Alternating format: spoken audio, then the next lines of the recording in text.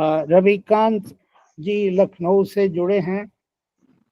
मैं आपका स्वागत करता हूं लिखावट के इस ऑनलाइन कार्यक्रम में। कौशल किशोर जी जुड़े हुए हैं लखनऊ से। आपका मैं स्वागत करता हूं, अभिनंदन करता हूं। जितेंद्र कुमार जी आरा से जुड़े हैं। नमस्कार नमस्कार। स्वागत करता हूं। आप सबको पता है लिखावट का यह ऑनलाइन कोरोना समय में शुरू हुआ, क्योंकि हम लोग ऑफलाइन कोई कथा पाठ या सेमिनार नहीं कर सकते थे। अब वह सिलसिला अभी तक चल रहा है। इसी बीच हम लोगों की राय बनी कि हम प्रतिरोध की बात तो आए दिन करते रहते हैं, लेकिन प्रतिरोध की पहचान, उसके स्वरूप, हमारे समय में क्या है और कैसे प्रतिरोध हो रहा है। हमारा मानना है कि प्रतिरोध हो रहा है, लेकिन उसका कोई रिजल्टेंट स्वरूप सामने नहीं आ रहा है, जो जिससे कि एक पॉलिटिकल गड़बड़ियां आज हो रही हैं उनको काउंटर किया जा सके। तो इसी को लेके हमने सोचा कि पहले प्रतिरोध के स्वरूप की पहचान की कुछ बातें हम करें। और चूंकि हम सब लोग, रविकांत जी भी साहित्य से जुड़े हुए हैं, तो एक स्पेशल रेफरेंस हम साहित्य से लेके चल रहे हैं। आज का प्रतिरोध के आयाम का चौथा कार्यक्रम है, जिसमें व्याख्यान देंगे रविकांत जी। और रविकांत जी से परिचय कराएंगे हमारा कौशल किशोर जी। कौशल किशोर जी को मैं आमंत्रित करूं इसके पहले रविकांत जी के बारे में बताना चाहता हूँ। रविकांत जी से मैनेजर पांडे के एक कार्यक्रम में आपसे रूबरू होना हुआ, और तब से हम आपको कई मंचों से, कई ऑनलाइन कार्यक्रमों में एक स्टैंड लेते हुए हमने देखा है। सांप्रदायिकता के खिलाफ स्टैंड, मुस्लिम हिंदू के खिलाफ एक स्टैंड। तो हमें लगा कि हम रविकांत जी साहित्य के हैं, तो हम अपने दर्शकों के लिए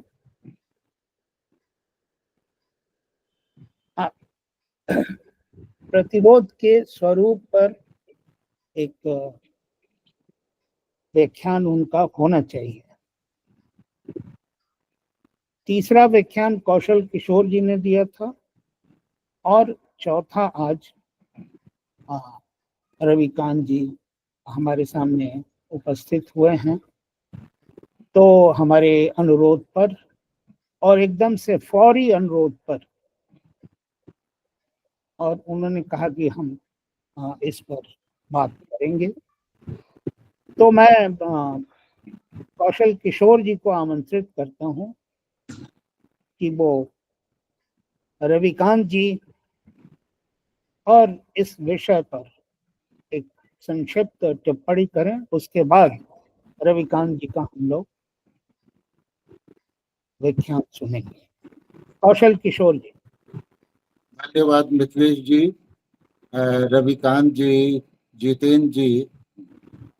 और जिस तरह से रविकांत जी आज सक्रिय हैं, पिछले कुछ वर्षों से करीब हम लोगों का साथ तो करीब 1 से 1.5 दशक का हो चुका है, और लगातार तमाम चुनौतियों के बीच जिस मुखर तरीके से आपकी आवाज डिजिटल मंच से लेकर के सामाजिक मंचों पर, साहित्यिक सांस्कृतिक मंचों पर गूंज रही है, उससे रविकांत जी की एक छवि जन बुद्धिजीवी जैसी हम लोगों के सामने आती है। रविकांत जी का परिचय देने की बहुत जरूरत भी नहीं है, क्योंकि जो लोग भी सामाजिक सांस्कृतिक साहित्यिक दुनिया में हैं और बदलाव की ये की जो संस्कृति है उससे जुड़े हैं, उनके बीच में रविकांत जी पूरी तरह जाने जाते हैं। और रविकांत जी ने लखनऊ में एक लंबा समय, करीब 1 से 1.5 दशक का समय, और इसमें आपकी एक बड़ी भूमिका रही है।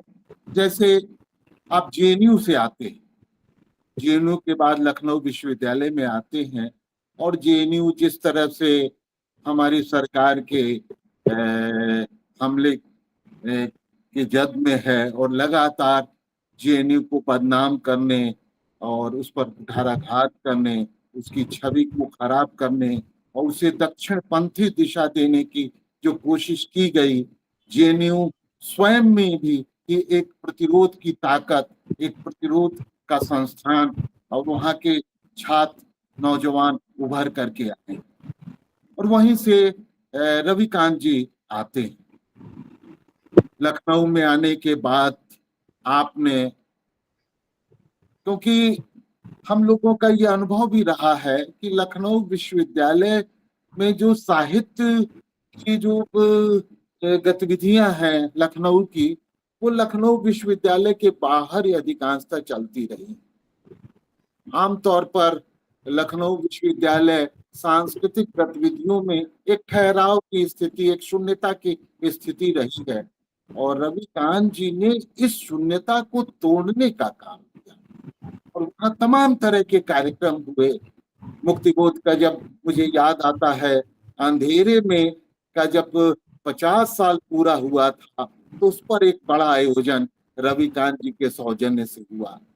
मैनेजर पांडे मुझे लगता है कि 2 या 3 बार उन्हें केंद्र करके बड़े कार्यक्रम हुए हैं इस विश्वविद्यालय में, और इस तरह से विश्वविद्यालय को एक साहित्य का केंद्र कैसे बनाया जाए, यह आपकी चिंता में था।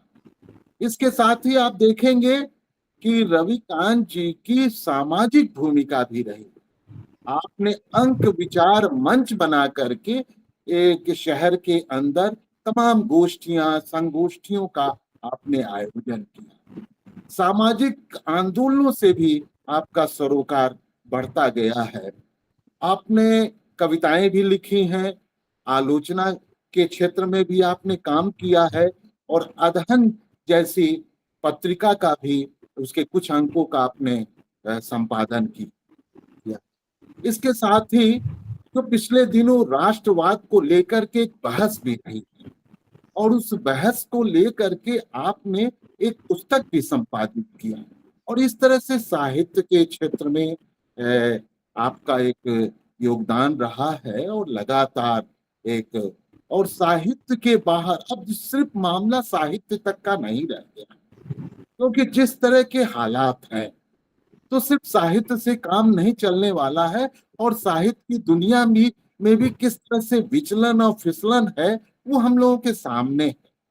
तो रविकांत जी उस एक वैचारिकी को साहित्य और समाज के क्षेत्र में लेकर आए, और यह वैचारिकी एक वर्चस्ववादी धारा रही है हमारे समाज में, साहित्य और संस्कृति में। उसके बरक्स एक प्रतिरोध की धारा जो से शुरू होती है, कबीर, रैदास, फूले, सावित्रीबाई, फातिमा शेख से होते हुए डॉक्टर अंबेडकर से होते हुए आ जाती।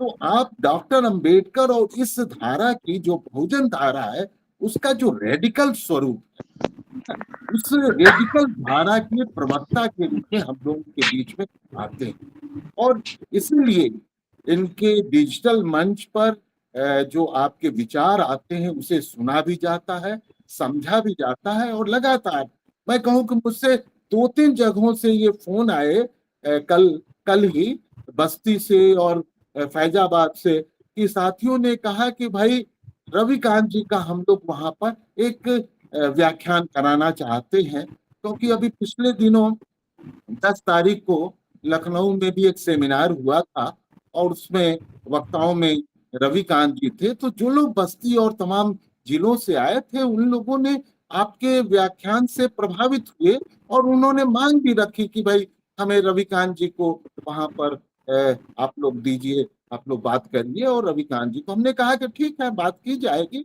उपलब्ध हो जाएगी, हम लोग आगे इस तरह करेंगे। तो ये जो आज जैसे प्रतिरोध ही, जैसे आमतौर पर विरोध से आगे की चीज, मैंने अपने भी व्याख्यान में इस बात को रखा था, वो आगे की चीज है, वो वर्चस्ववाद से टकराता, माने प्रतिरोध टकरा करके आगे बढ़ता है। दूसरी बात, आज कई तरह की सत्ताएं हैं, वो राज सत्ता ही का मामला नहीं है, धर्म सत्ता है, जाति की सत्ता है,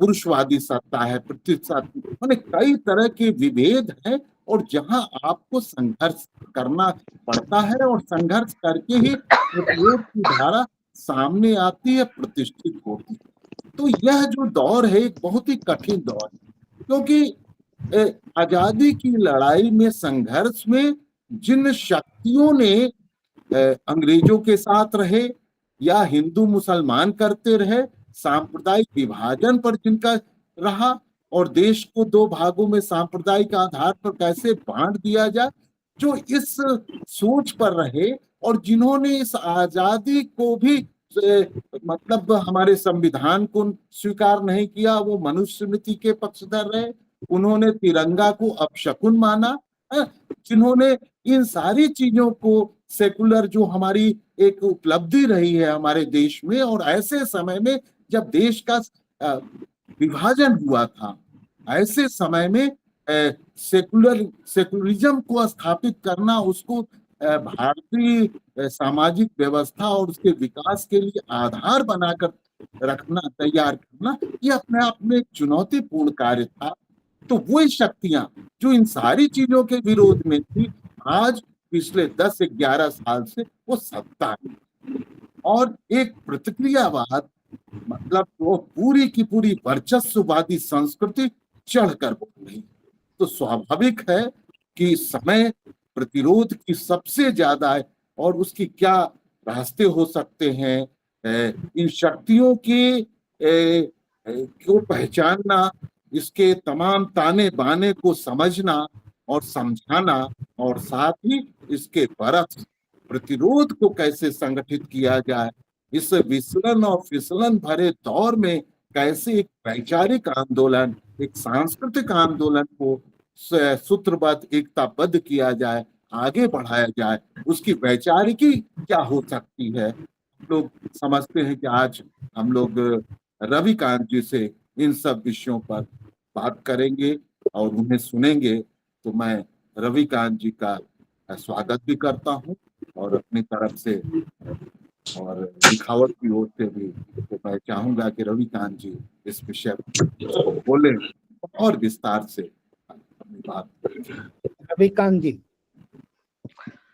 बहुत शुक्रिया कौशल जी, मिथिलेश जी, जितेंद्र जी। मैं सबसे पहले तो लिखावट के इस आयोजन का बहुत अभिनंदन करना चाहता हूं, और एक ऐसे दौर में जब शोषणकारी जो सत्ता है उसके शोषण के तंत्र बड़े व्यापक हैं और वो उसको कहते हैं कॉकरोच की तरह है, और जो तमाम हथियार उसके हो सकते हैं, वो जिस तरीके से चल रहा है उसके प्रतिरोध में, जो प्रतिरोध की संस्कृति है वो भी विभिन्न तरीके से संचालित है। और ये मुझे लगता है कि भारत जैसे देश के लिए बेहद आश्वस्तिकारक है। पिछले 10-11 साल से जो चीजें हो रही हैं, और हम लोग तो लखनऊ में हैं कौशल जी, लगातार प्रतिरोध चल रहा है। अब स्थितियां थोड़ी बदली हुई है, लेकिन हम लोगों ने कभी हिम्मत नहीं हारी। और मुझे तो जहां तक याद है कि हौसला टूटा कई बार, और कई बार वो परिस्थितियां भी आई, इसमें FIR भी हुई, ये सब हुआ, लेकिन मैं उसी दरमियान ये भी देख रहा था कि बहुत सारी चीजें ऐसी हैं जो प्रतिरोध को बहुत मजबूत कर रही हैं। मैं आज के इस व्याख्यान को, चूंकि समय थोड़ा कम है, इस व्याख्यान को थोड़ा सोशियोलॉजिकल ढंग से देखना चाहता हूँ, प्रतिरोध को।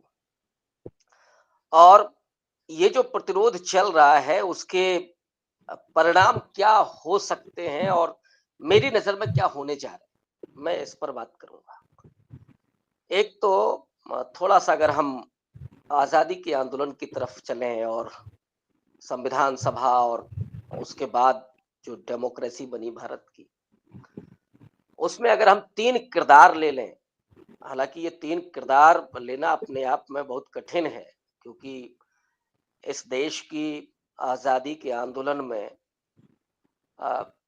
भगत सिंह से लेकर के चंद्रशेखर आजाद होते हुए वो क्रांतिकारी धारा का भी एक बड़ा योगदान है। मैं उसे भूल नहीं रहा हूं, लेकिन 3 किरदार अभी आज के इस व्याख्यान के लिए ले रहा हूं। एक तरफ गांधी है जो उस देश को एक राष्ट्र के रूप में तब्दील करते हैं, उसे राष्ट्र बनाते हैं, जिसकी किसी भी संभावना को तमाम लोगों ने खारिज कर दिया था। और खास करके जो अंग्रेज विचारक थे, जो यूरोपीय विचारक थे, उन्होंने पूरे तरीके से खारिज कर दिया था। लेकिन 1920 से लेकर के और आजादी तक जिस तरह से गांधी ने इस देश को एकजुट किया, आदिवासियों से होते हुए दलितों, महिलाओं, और मैं समझता हूं कि एक बात रेखांकित की जानी चाहिए जो आज बहुत जुड़ रही है।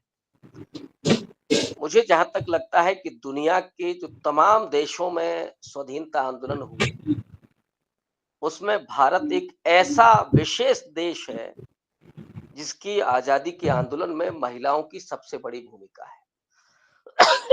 इतनी बड़ी भूमिका मुझे लगता है कि किसी और देश में नहीं रही है, और उसके पीछे डेफिनेटली गांधी जी का बड़ा योगदान था। तो इस देश की तमाम अस्मिताओं को एकजुट करने और उनके भीतर राष्ट्रीयता पैदा करना, ये गांधी के अपने उसूलों में था और उसको उन्होंने वहां तक पहुंचाया। राष्ट्रवाद के बिना लोकतंत्र की भी कल्पना नहीं की जा सकती, जैसा तमाम सिद्धांतकार कहते हैं, और मुझे लगता है कि उसमें एक बड़ी भूमिका अदा की नेहरू ने। नेहरू अपने समाजवाद के चिंतन के साथ और आजादी के बाद जैसे उन्होंने गांधी के उत्तरदायित्व को संभाला, 1964 तक अपने प्रधानमंत्रित्व काल में जो उन्होंने इस देश के लिए किया, उसमें सबसे बुनियादी अगर कोई चीज है तो वो है लोकतंत्र को मजबूत करना। तीसरे किरदार के रूप में डॉक्टर अंबेडकर हैं। उनके अगर हम पिछले महाड़ आंदोलन से लेकर के और कई आंदोलनों को अगर हम छोड़ दें, केवल संविधान सभा और संविधान के बाद उनका जो कैबिनेट मंत्री का दर्जा है, कानून मंत्री के तौर पर काम, और उसके बाद 56 तक जब तक वो जीवित रहते हैं, उस काम का ही अगर मूल्यांकन करें तो डॉक्टर अंबेडकर इस देश में सामाजिक न्याय के एक बड़े विचारक के तौर पर उस देश में स्थापित करने के एक बड़े जन बुद्धिजीवी के तौर पर दिखाई पड़ते हैं। तो इसलिए मैंने इन 3 लोगों को याद किया आज। और जो चुनौती थी आजादी के समय विभाजन की, और विभाजन के जरिए जो हिंदू मुस्लिम एकता जिस तरीके से बिखरी थी और जो माहौल था, कई लोग इसको लेकर के अलग अलग विचार रखते हैं। और वो विचार ये है कि कुछ लोग ये कहते हैं कि आजादी के समय, विभाजन के समय जो हिंदू मुस्लिम नफरत थी वो आज से कहीं ज्यादा थी, आज तो कुछ नहीं है, ऐसा कुछ लोगों का मानना है। लेकिन मुझे लगता है कि हाँ, ये बात सही है, और खास करके जो सीमा सरहद के इलाके थे वहां पे भयानक मारकाट हुई थी, बहुत नफरत थी, बहुत हिंसा थी। लेकिन आज जिस तरह से ये नफरत शहरों से लेकर के कस्बों और गांवों तक पहुंची है, आज के टेलीविजन के जरिए, सोशल मीडिया के जरिए और तमाम जो और सूचना के तंत्र हो सकते हैं उनके जरिए, उसने इस देश के भीतर एक बड़ा विभाजन पैदा कर दिया है।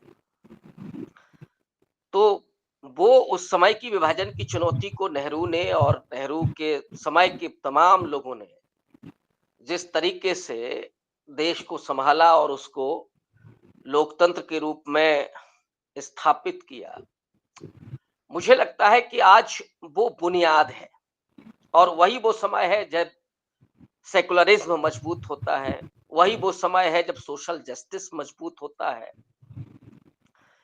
तकरीबन आगे के 4-5 जो दशक हैं, उसमें ये मूल्य और ये सिद्धांत इतने मजबूत हो गए थे और उसमें आप देखेंगे कि पहले तो डेमोक्रेसी के जरिए इन मूल्यों को स्थापित किया गया।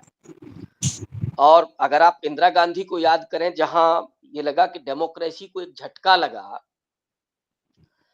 उसके आसपास दो और बड़ी संस्थाएं मजबूत होती हैं, एक सुप्रीम कोर्ट और दूसरा चुनाव आयोग।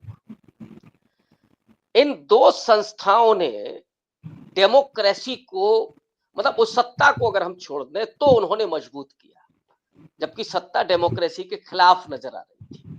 वो 18-19 महीने का जो समय है, उसने डेमोक्रेसी पर एक बड़ा धब्बा लगाया।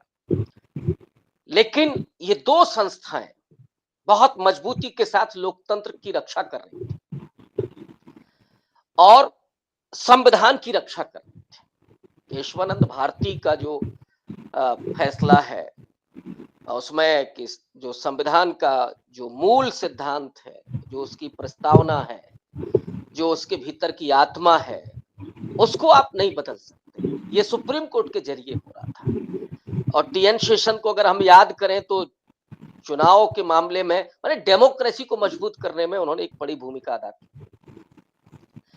उसके बाद आप आएंगे तो देखेंगे जो 80 के दशक में हुआ, 80 के दशक में एक तरफ तो हिंदुत्व का बहुत तेजी से उभार हो रहा है और ये उभार उन पेचीदगियों के बीच में, सांप्रदायिक दंगे 60 के दशक में ही शुरू हो गए थे, जबलपुर में पहला, और उसके बाद धीरे धीरे वो उत्तर प्रदेश में भी, बिहार में भी और दूसरे राज्यों में भी, अगर हम थोड़ा दक्षिण को छोड़ दें तो नॉर्थ इंडिया में खास करके। और इसमें जो सत्ता की भूमिका थी वो थोड़ी ढुलमुल नजर आती है, लेकिन मैंने कहा कि महत्वपूर्ण ये दो संस्थाएं थी। और जो हुआ 90 के दशक में, और 90 का दशक वो है कि जब सोशल जस्टिस का उभार हो रहा है मंडल कमीशन के जरिए और दूसरे जो तमाम नेता उभर करके आते हैं पिछड़े और दलित समाज के, तो एक दूसरा नैरेटिव हिंदुत्व के सामने वो आकर के खड़ा होता है। वो एक तरह से हिंदुत्व के खिलाफ एक प्रतिरोध के रूप में, और इस देश में वो सामाजिक न्याय के साथ राष्ट्रीय एकता कैसे हो, इसके लिए वो पूरा मूवमेंट काम कर रहा है। वो उसके राजनीतिक परिणाम अलग हैं, लेकिन सोशल अगर आप परिणाम उसके देखेंगे तो उसने एक बड़ी भूमिका अदा की देश को एक मजबूत आधार देने में और उसको व्यापक बनाने में। लेकिन इस बीच में वो अलगाववादी कुछ खास करके पंजाब और कश्मीर में वो परिस्थितियां भी थी जिसने एक तरह से हिंदुत्व की धारा को और मजबूत किया। प्लस जो उसी समय जो सरकारें थोड़ी कमजोर पड़ रही थी उसका भी फायदा उठाया, और कुल मिलाकर के जो 6 दिसंबर 92 को हुआ, बाबरी मस्जिद को तोड़ा गया और खुले तौर पर, और उसके बाद जिस तरीके से इस देश के भीतर विभाजन पैदा किया, वो पहला वक्त है जब मुसलमानों के भीतर एक स्थायी डर पैदा हुआ, और वो डर के साथ साथ अचानक जो परिस्थितियां बदली। मैं थोड़ा एक संस्मरण भी यहाँ रखना चाहता हूँ। मैं उस दौर में बहुत कम उम्र का था, लेकिन हमारे पड़ोस में एक शाकिर अली चचा थे। उनके पास उनकी छोटी-सी दुकान थी, हम उस पे अक्सर जाते थे। तो वो मुझे पकड़ कर के थोड़ी देर बिठाते थे, मुझसे कहते थे कि आल्हा के कुछ हमें छंद सुना दो, उसके बाद जाओ। उसके बाद तुम्हें जो सामान लेना है हम तब देंगे। तो 10-15 मिनट वो मुझसे आल्हा के वो छंद सुनते थे और बड़ा आनंद आता था उनको। मैंने ये भी देखा, कोई गुजरता था तो वो उनको चचा सलाम कहता था, वो उनको राम राम कहते थे।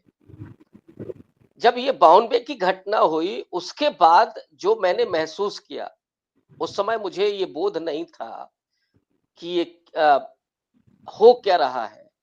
उसके बाद मैंने उनको केवल दुकान पर बैठे हुए देखा, ना उन्होंने मुझे कभी ऐसे बुलाया कि कुछ आल्हा के वो सुना दो, और बिल्कुल निःशब्द। किसी ने अगर सलाम किया तो खामोशी से जवाब दे दिया।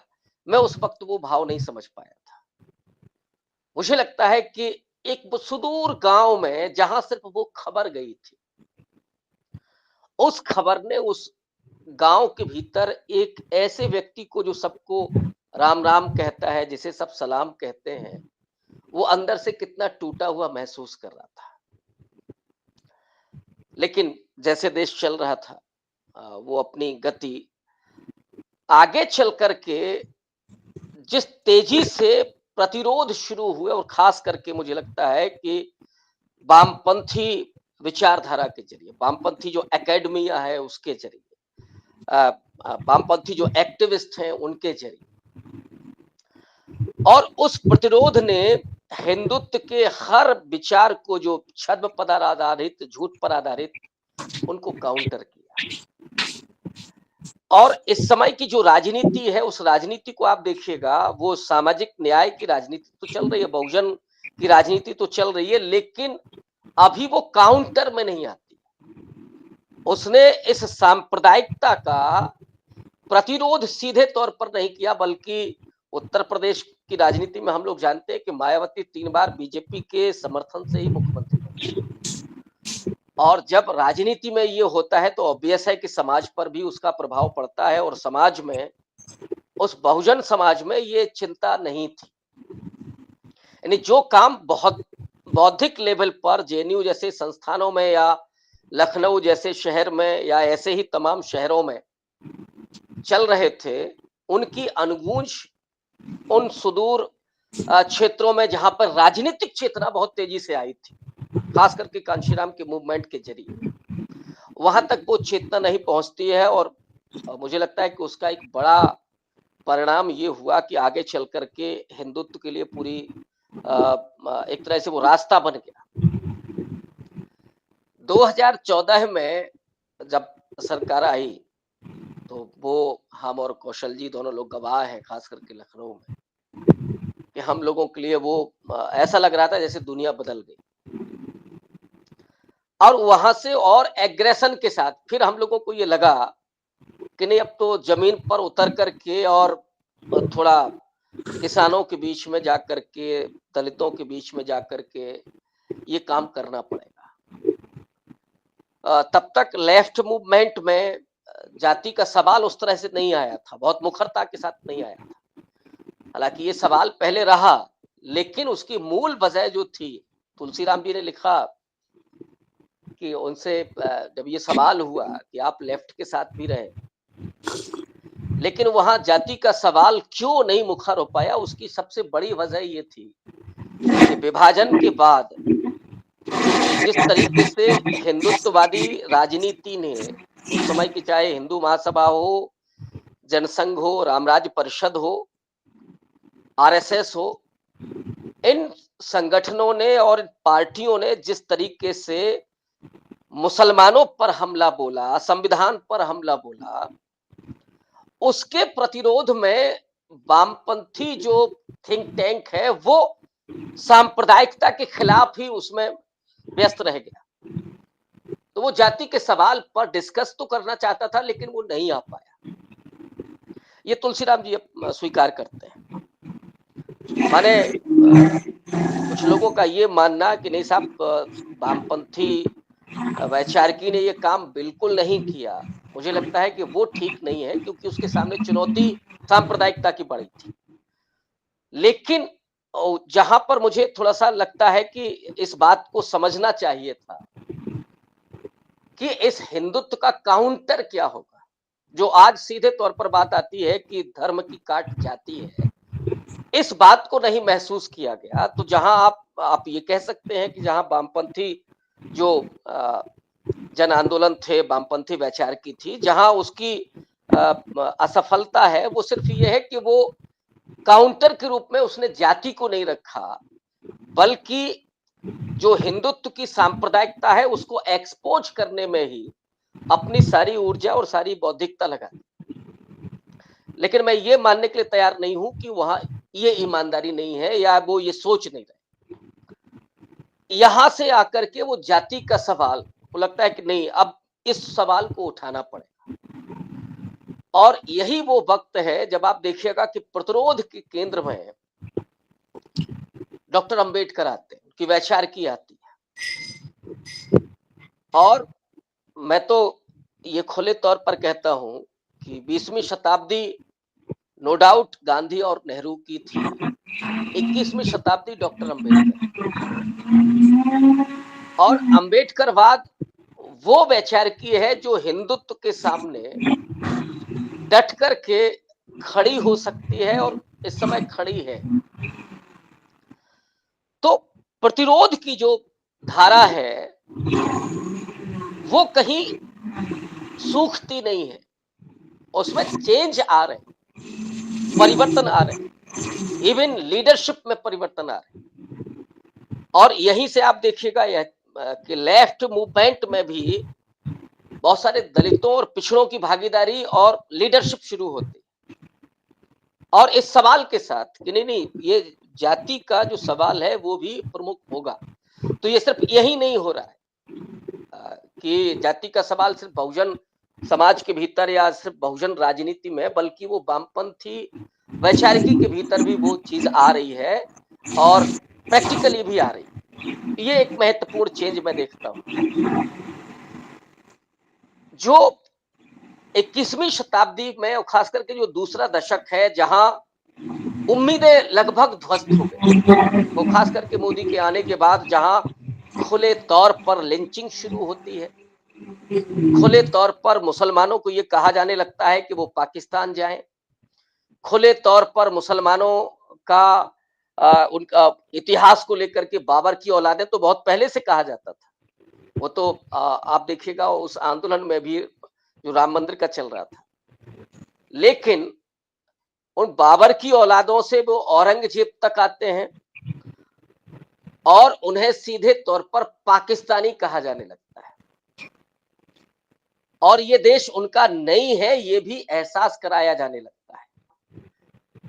और गोलवलकर की जो वैचारिकी है, बंच ऑफ थॉट्स, अगर आप देखेंगे, या सावरकर को गांधी के सामने खड़ा किया जाता है। और सावरकर वो जो हिंदुत्व की थ्योरी को लेकर के आते हैं, और मैंने 10 तारीख को भी इस बात को रेखांकित किया था कि जो लोग केवल मोहम्मद अली जिन्ना को गुनहगार मानते हैं विभाजन के लिए, वो शायद ये भूल जाते हैं कि सावरकर ने जब द्विराष्ट्रवाद की बात की और जब ये कहा कि ये जो हिंदू है, हिंदू राष्ट्र के भीतर ही मुस्लिम होगा और दोयम दर्जे का नागरिक बनकर के रहेगा। मुझे लगता है कि पाकिस्तान यहां से शुरू होता है। पाकिस्तान मोहम्मद अली जिन्ना के उससे नहीं शुरू होता है कि नहीं जो मुसलमान है वो एक अलग कौम है, यहां से नहीं शुरू होता है। वो शुरू होता है कि यहीं रहना होगा और दोयम दर्जे का नागरिक बनकर के रहना होगा। यहां से वो पाकिस्तान की इमारत, पाकिस्तान की बुनियाद शुरू होती। तो असली जो गुनहगार सावरकर है वैचारिक स्तर पर, मोहम्मद अली जिन्ना ने उसका पॉलिटिकली इस्तेमाल किया पाकिस्तान बना, लेकिन वो एक डर की वजह से। इसी में अब आप गोलवलकर जिस तरीके से बंच ऑफ थॉट्स में इस बात को रेखांकित कर रहा है और जस्टिफाई कर रहा है कि कैसे भारत में मुसलमानों को दोयम दर्जे का नागरिक बनकर के रहना है। एक मैं उसकी वजह ये है कि दरअसल जो ये हिंदुत्व है वो कभी भी बिना असमानता और अन्याय के जिंदा नहीं रह सकता। चाहे वो आप प्राचीन भारत का उठा करके देख लीजिए या इस समय का आप देख लीजिए। आज तो सच्चर कमेटी की रिपोर्ट से लेकर के और अभी बहुत सारे लोग इस बात को कह चुके हैं कि इस समय का जो दलित है वो मुसलमान है, और इसके इतने भयावह उदाहरण हैं। चूंकि मैं मेरा आजकल साबका पुलिस विभाग से भी बहुत है, पत्रकारों से तो है ही, तो कई बार ऐसी खबरें मिलती हैं, हम लोग खबरें टटोलते रहते हैं पुलिस विभाग में, और मैं प्रमाण के साथ कह रहा हूं, कई ऐसे लोगों से मेरी बात हुई है जो ये कहते हैं कि वहां पे ये कि कोई घटना हो जाए, कोई दंगा हो जाए या कुछ भी हो जाए, मुसलमानों के 150 लोगों को उठाइए। आप दिल्ली दंगा उसका उदाहरण देख सकते हैं या कहीं का भी कुछ ऐसा देख सकते हैं, और उन्हें मालूम है कि इसमें से ये 150 हैं ही नहीं, बमुश्किल से 2-3 लोग हैं। उन 100 लोगों से ये कहा जाता है कि पैसा देना है तब छोड़े जाओ। पहले तो उनकी मारपीट, अपमान, सारा मनोबल तोड़ना है और फिर उनसे पैसा उगाही करना है। मैंने अपने सामने एक दरोगा को ये कहते सुना है, जब उसने कहा साहब हमारे पास है नहीं, तो उसने कहा घर बेचो और हमको 1 लाख रुपया दो। तो उसने कहा कि हम क्या करेंगे, कैसे जिएंगे? तो कहा कि हमारे घरों में झाड़ू पोंछा कौन लगाएगा। ये माइंडसेट है घोषित तौर पर, और ये सिस्टम के भीतर गया है, सिस्टम ये काम कर रहा है।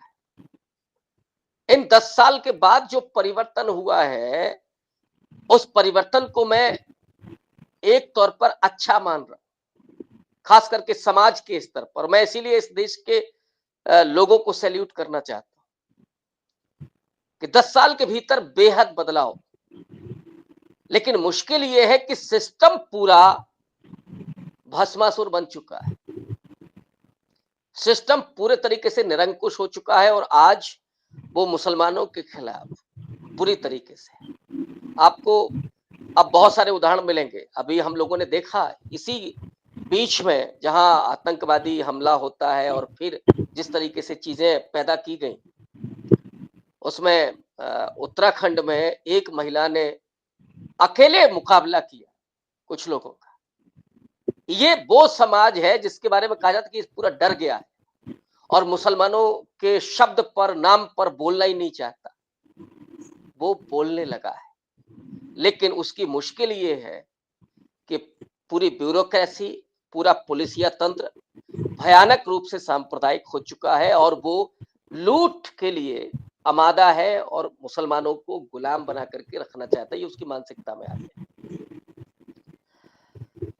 लेकिन इस बीच में जो प्रतिरोध के आवाजें, प्रतिरोध का जो पूरा तंत्र विकसित हुआ, वो भी बहुत महत्वपूर्ण है।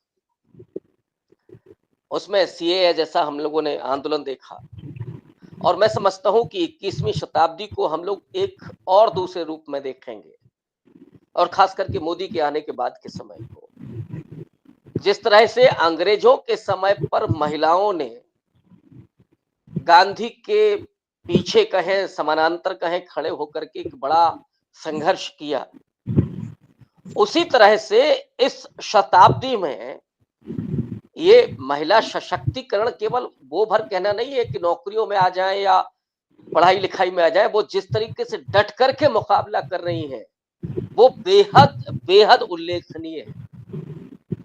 वो नरवाल, निमिषा या क्या नाम है, हिमांशी नरवाल, सीए का पूरा प्रोटेस्ट, किसान आंदोलन में महिलाओं की भूमिका, और वहां से लेकर के पिंजरा तोड़ो आंदोलन ये जेएनयू और डीयू जामिया के बच्चों को तो तबाह कर दिया इन्होंने। वरना वहां का प्रतिरोध आप देखिए, बड़े स्तर पर लड़कियों की, महिलाओं की भूमिका, ये बड़ा आश्वस्तकारी है। और इसलिए मैं कहता हूं कि मैं हताश हुआ कई बार, लेकिन बार बार मुझे लगा कि नहीं, इस देश में जो प्रतिरोध का डीएनए है और जो लोकतंत्र का डीएनए है वो इतना मजबूत हुआ शुरू में। शुक्र है कि ये कमबख्त पहले नहीं आए। वो 30-40 साल तो बड़ी मजबूती के साथ इनका प्रतिरोध हुआ। अगर ये उस वक्त आ गए होते तो कुछ हो सकता था। और अब तो कोई, अब आप देखिए कि जो 400 की उम्मीद लेकर के चल रहे थे, ऐलान कर दिया था कि हम संविधान को बदल देंगे, प्रतिरोध का सबसे बड़ा सिंबल कौन बनता है? मैंने कहा ना कि 80 और 90 के दशक में सुप्रीम कोर्ट और आपका चुनाव आयोग, ये दो बड़े संस्थान मजबूत होते। बीच में मीडिया भी आया जिसने एक बड़ी भूमिका अदा की, लेकिन आज मीडिया भी ढह गया, सुप्रीम कोर्ट भी खामोश है, उसके 5-5 जज सामने आते हैं, कहते हैं हमारे ऊपर दबाव है। तो आज कौन है? एक तरह से पूछा जाए, जब विपक्ष भी बिल्कुल बिल्कुल हताश हो चुका था, उस समय प्रतिरोध का सिंबल क्या बनता है? भारत का संविधान। और ये इतना बड़ा सिंबल बनता है कि जो देशव्यापी, जहां पे कोई उम्मीद नहीं थी, उस उम्मीद में केवल संविधान ने उत्तर प्रदेश और महाराष्ट्र में भारतीय जनता पार्टी के परखच्चे उड़ा दिए। अगर मशीनरी नहीं लगी होती तो मैं तो उस समय कह रहा था कि 50 के ऊपर इंडिया अलायंस जा रहा है। और ये मैं आज भी कह रहा हूं, क्योंकि 7-8 सीटों पर पूरे तरीके से बेईमानी। तो आज जो प्रतिरोध का सिंबल है वो भारत का संविधान और अंबेडकर की विचारधारा, इसके साथ साथ बुद्धिजीवियों की जो भूमिका है, एक और रेखांकित करने वाली। मुझे लगता है कि इतने बड़े पैमाने पर और इतनी सक्रियता के साथ बुद्धिजीवियों ने कभी भी इतनी बड़ी भूमिका अदा नहीं की। उन्होंने लेखन में, विचारों में पहले और बड़ी भूमिकाएं अदा की और बहुत बड़ी फेरिस्त है। लेकिन इस समय लोगों ने, अगर उन्हें लगा तो कलम भी रखी, अगर उन्हें लगा कि नहीं अभी हमें कविता नहीं करनी है तो उन्होंने कविता छोड़ी। उनको लगा कि नहीं, इस समय हमें जमीन पर चलने की जरूरत है और इस समय विचारों की जरूरत है। तो ये 3 बेहद आश्वस्तिकारक, मैं सिंबल के रूप में ही कहूंगा, जिसमें बुद्धिजीवियों की भूमिका, दूसरा सिंबल के रूप में भारत का संविधान और वैचारिक स्तर पर अंबेडकरवाद, ये 3। और इसके बीच में एक और चीज चल रही थी, वो है, अब चूंकि मैं उस समाज से जुड़ा हुआ हूं और मुझे मालूम है, मैंने इस बीच में लगभग हर 15 दिन पर मैं कहीं बाहर रहता हूं। अप्रैल में तो पूरा अप्रैल ही इधर उधर बहुत जगह पर था। एक अंदर खाने एक बड़ी क्रांति चल रही है। हो सकता है कि आप लोगों को थोड़ा ये ऐसा लगे कि जो दिख नहीं रहा, लेकिन मैं देख पा रहा हूं उसको। और ये बड़ा साइलेंट रेवोल्यूशन है। इसका अगर आप देखना चाहें कि कहां कहां मिलेगा, तो आप कल देख सकते थे बुद्धिज्म को लेकर के। कल बुद्ध की जयंती पर, अब मोदी जी ने जो कल भाषण दिया वो एक अलग है, वो लास्ट में हमें पता था कि आज का दिन उन्होंने क्यों चुना। लेकिन समाज में बड़े पैमाने पर दलितों और पिछड़ों के बीच में ये एक साइलेंट रेवोल्यूशन चल रहा है, जो मुझे लगता है कि आगे चल करके बड़े वैचारिक स्तर पर लीड करेगा। अब मैं थोड़ा सा, बस 5 मिनट और लूंगा। दो बातें और प्रमुख रूप से कहना चाहता हूं, क्योंकि हम लोगों ने चुना था कि थोड़ा मुस्लिम मुद्दे पर बात करें, और मेरा पीएचडी का काम हिंदू मुस्लिम संबंधों पर है। लेकिन वही हुआ कि इस समय मैं साहित्य और वो कम चीजें पढ़ रहा हूँ। मैं जमीन पर जो चीजें देख रहा हूँ और वैचारिक स्तर पर जो चीजें पढ़ सकता हूँ वो ज्यादा पढ़ रहा हूँ। एक जो समाज शास्त्रीय समझ मैंने इधर जो हासिल की, चाहे वो राजनीतिक डिस्कशन के जरिए हो या समाज के बीच में जाकर के,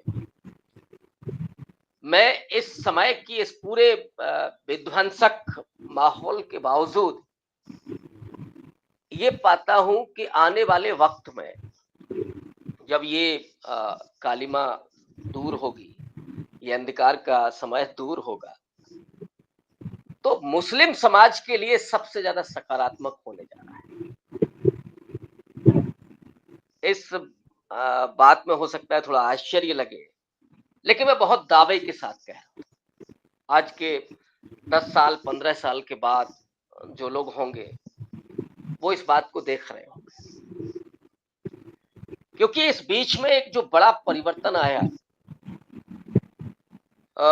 एक मुस्लिम माइंडसेट जिस तरीके से बना हुआ था, और खास करके एजुकेशन को लेकर के, वो मुस्लिम एलीट में तो वो चीजें थी, लेकिन मुस्लिम मिडिल क्लास में बहुत तेजी से इस बीच में एजुकेशन को लेकर के और सरकारी नौकरियों को लेकर के चेतना पैदा हुई। और उसकी एक बड़ी वजह ये कि जब तक हम सिस्टम के भीतर नहीं होंगे, ये सिस्टम हमको तोड़ करके रख देगा। जामिया में इस बार का रिजल्ट आप देख लीजिए, यूपीएससी का पिछले 2 साल का देख लीजिए, आप जुडिशरी का उठा करके देख लीजिए रिजल्ट। इस समय बहुत तेजी से, और मैं या हम में से बहुत सारे लोग, आप कभी स्कूल देखिएगा, छोटे बच्चों के स्कूल, और वहां पर मुस्लिम महिलाओं को आप देखिएगा अपने बच्चों के साथ स्कूल में ले जाते हो, उनको स्ट्रगल करते हो, वो धूप में खड़े होकर के तप रही होती है अपने बच्चे को कभी लेने के लिए। इतना शायद पहले नहीं था, और इसको मैं एक बहुत सकारात्मक सिंबल के तौर पर देखता हूं। हमारे यहाँ से कई ऐसे विद्यार्थी जो केवल और केवल अब पढ़ना चाहिए, क्योंकि मैं एजुकेशन से जुड़ा हुआ हूं तो थोड़ा और उन चीजों को रूबरू होकर के देखता हूं। एजुकेशन को लेकर के एक बड़ी चेतना और सिस्टम में जाने की बेचैनी, वो उनको आने वाले भविष्य में एक बेहतर समाज बनाने में बड़ी भूमिका अदा करेगा। इसी में एक बात मैं और कह देना चाहता हूं, हम लोग तो उस प्रोग्रेसिव थॉट से निकल करके आए, लेकिन इसी दौर में बहुत सारे जो हिंदुत्ववादी हैं, और समाजवादी खेमा तो वो था जिसने जनेऊ अपने काट करके और जलाए, बिहार की धरती पर, उत्तर प्रदेश में भी हुआ। हिंदुत्व की धारा ने जिस ब्राह्मणवाद को फिर से पुनर्जागृत करने की कोशिश की, उसमें ये सारे के सारे वो सिंबल ब्राह्मणवादी आते हैं। वो जनेऊ के लिए भी पूरा आंदोलन भीतर भीतर चला। उसमें मैंने एक जो प्रवृत्ति देखी, वो प्रवृत्ति है खास करके ब्राह्मण नौजवानों में जो एग्रेशन आया है। ये एग्रेशन उस समाज के लिए बड़ा नुकसानदेह साबित होने जा रहा है।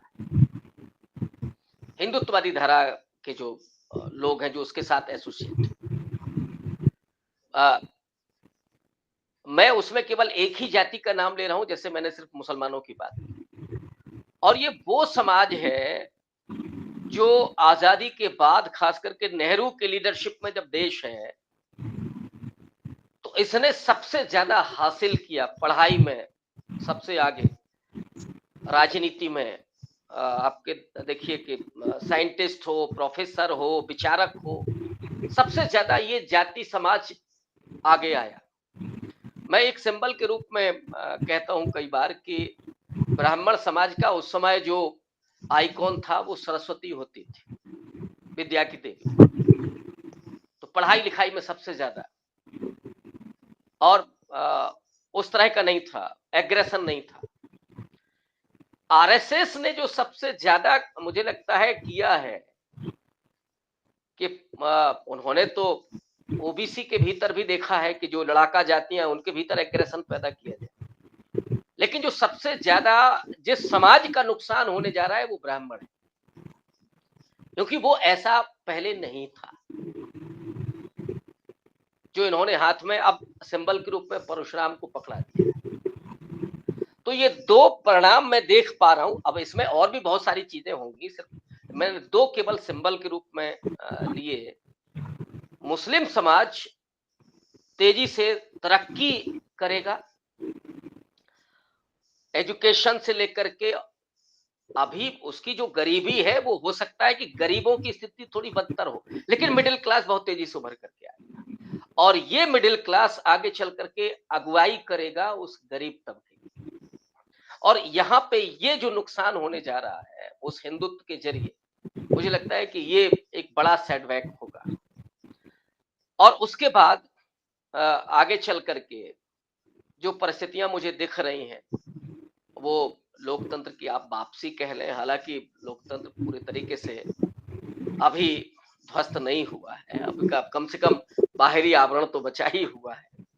और उसमें जो मैंने कहा कि जो तीन बड़ी भूमिकाएं हैं, जन बुद्धिजीवियों की, अम्बेडकरवाद की और संविधान एक सिंबल की, तो ये चीजें भी हम लोग देखेंगे।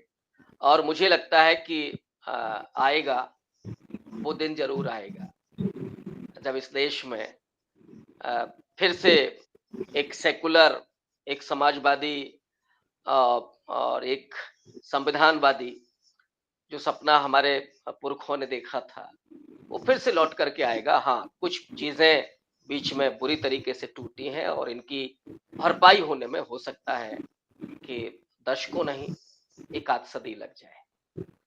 लेकिन मैं भारत के भविष्य को बेहतर पाता हूं, और इसलिए पाता हूं कि इन 10 साल में जो विश्वमन हुआ, जो समाज के भीतर जो गरल पैदा किया था वो अब निकल चुका है, बहुत कम बचा है। वो अभी भी आप देखिएगा, जब ये सारा कुछ हो रहा था पहलगाम के बाद, तो एक ट्रोल आर्मी केवल थी जिसने समर्थन किया मोदी के हर चीज का।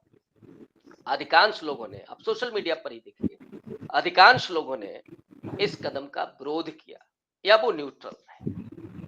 तो समाज में उन लोगों की अब बहुत कमी हो गई है और इसीलिए बौखलाहट ज्यादा है, और यही मुझे लगता है कि वो साइन है जो हमें उम्मीद पैदा करता है कि वो नया सवेरा होगा। हाँ, बहुत सारी चीजें हम खो चुके हैं और उनको पाने में वक्त लंबा लगेगा।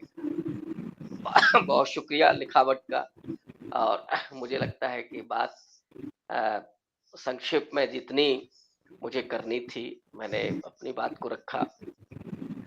बाकी मूल्यांकन आप लोग करेंगे और दर्शक करेंगे, और मैं चाहूंगा कि मैं जिस बात को देख रहा हूँ, समझ रहा हूँ, उस पर प्रतिक्रिया भी आए, और ताकि मैं अपने आप को और बेहतर कर सकूं।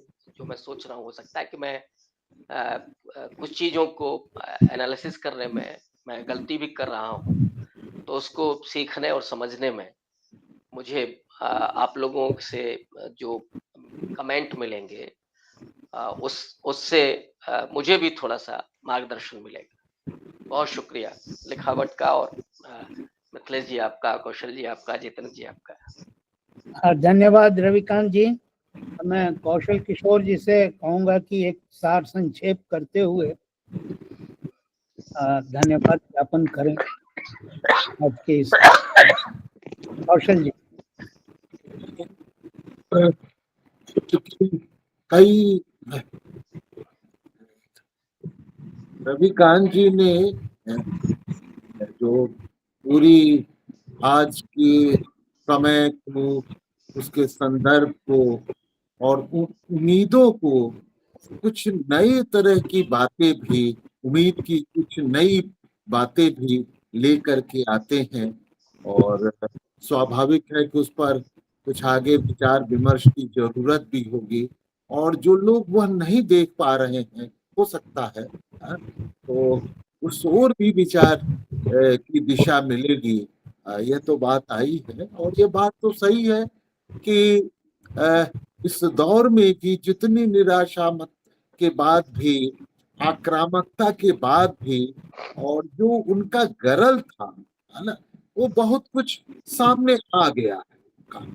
जो भी कर सकते थे वो सब चीजें सामने आ गई हैं, और इस समय तो एक पॉजिटिव है, क्योंकि हमें ये द्वंद्ववाद का नियम भी है कि हमें हमेशा उन विकासमान तत्वों पर की ओर जरूर देखना चाहिए, और जिसकी ओर आजादी की लड़ाई में भी वो चीजें हमें देखने को मिली, और उसी की वजह से हमारा ये देश बना, संविधान मिला, लोकतंत्र के रास्ते पर देश बढ़ा, और सेकुलर एक एक धर्मनिरपेक्षता हमारे देश में एक आधार बना इस देश को आगे बढ़ने के लिए, संचालित होने के लिए, और जिस पर पूरी वो शक्तियों ने पिछले 10-11 साल में जो कर सकते थे उन्होंने की।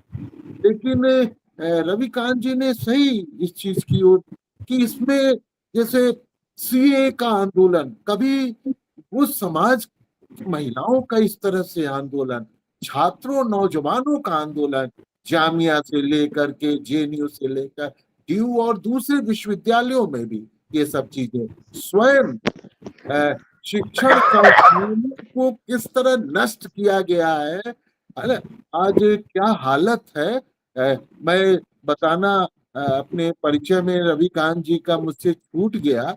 करीब 2022 की ही घटना है, जब ज्ञान वापी और काशी विश्वनाथ के प्रसंग को लेकर के एक डिजिटल मंच पर डिबेट में आपने पट्टाभी सीतारमैया के संदर्भ से अपनी बात रखी, तो आपके ऊपर उस विश्वविद्यालय में हमले हुए और एफआईआर दर्ज किया गया। तो ऐसे लोग माने प्रतिरोध की, देखिए जहां कोई माने सीमित आवाजें हो रही हैं, वहां पर भी आवाज उभर रही है ना। नेहा सिंह राठौर जैसे, या इसी लखनऊ विश्वविद्यालय में डॉक्टर मेडूसा वगैरह जैसी घटनाएं होती है तो लोग आ रहे हैं। नैनीताल में जो चीजें आई है ना, किसानों का इतना बड़ा 1 साल से ऊपर का आंदोलन चला है, ये सब एक सकारात्मक चीजें हैं। और दरअसल यह बात आज डॉक्टर अंबेडकर और संविधान, यह आज इनके गले की हड्डी बना। मतलब ये संविधान ही है जिसने इन्हें 400 के पार नहीं पहुंचने दिया। और ये तो एक व्याख्यान से एक सकारात्मक चीजें, एक उम्मीद, और हमें जो उम्मीद माने माइनॉरिटीज के अंदर, दलितों के अंदर, समाज के शोषित लोगों के अंदर, बुद्धिजीवियों की एक प्रखर भूमिका सामने आई है। ऐसे प्रखर बुद्धिजीवी सामने आ रहे हैं, और जगह जगह ये डिबेट, डिस्कशन, ये विचार के स्तर पर चीजें आज चल रही है, तो ये एक पॉजिटिव है। तो मुझे लगता है कि आज के व्याख्यान से एक उन चीजों को देखने की रविकांत जी ने कोशिश की है और दिखाया है, और जिस पर हम सब लोगों को सोचने और विचारने के लिए कुछ आधार दिया है, जिस पर सोचा जाना चाहिए, और बौद्धिक समाज जरूर सोचेगा।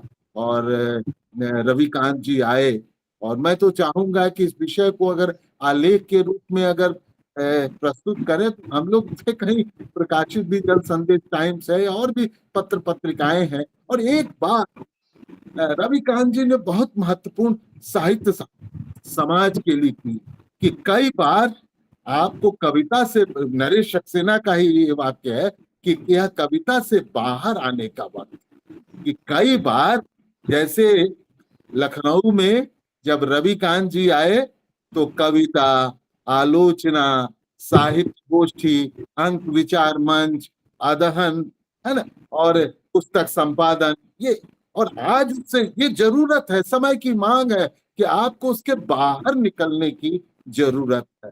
तो ये जो दौर है, एक सोशल एक्टिविस्ट, एक कल्चरल एक्टिविस्ट हो जाने का दौर है ना। इस दिशा में संस्कृति कर्मियों को, लेखकों को, साहित्यकारों को, बुद्धिजीवियों को आगे बढ़ने का दौर है। तो यह भी आपके व्याख्यान से बातें सामने आती हैं। तो मैं लिखावट की ओर से और अपनी ओर से रविकांत जी का धन्यवाद, आभार प्रकट करता हूँ। और जितेंद्र कुमार जी आरा से हैं, कवि, कथाकार, आलोचक। तो मैं जितेंद्र कुमार जी को भी धन्यवाद, बहुत बहुत शुक्रिया। वो आप आए और सुने। जी जी। मिथिलेश जी। तो मैं आप सबका आभार प्रकट करता हूँ कि आज हमने एक अच्छा कार्यक्रम प्रस्तुत किया है, और यह कार्यक्रम YouTube पर, लिखावट के YouTube पर रहेगा, अस्थायी रूप से रहेगा, और वहाँ लोग सुनते हैं, देखते हैं।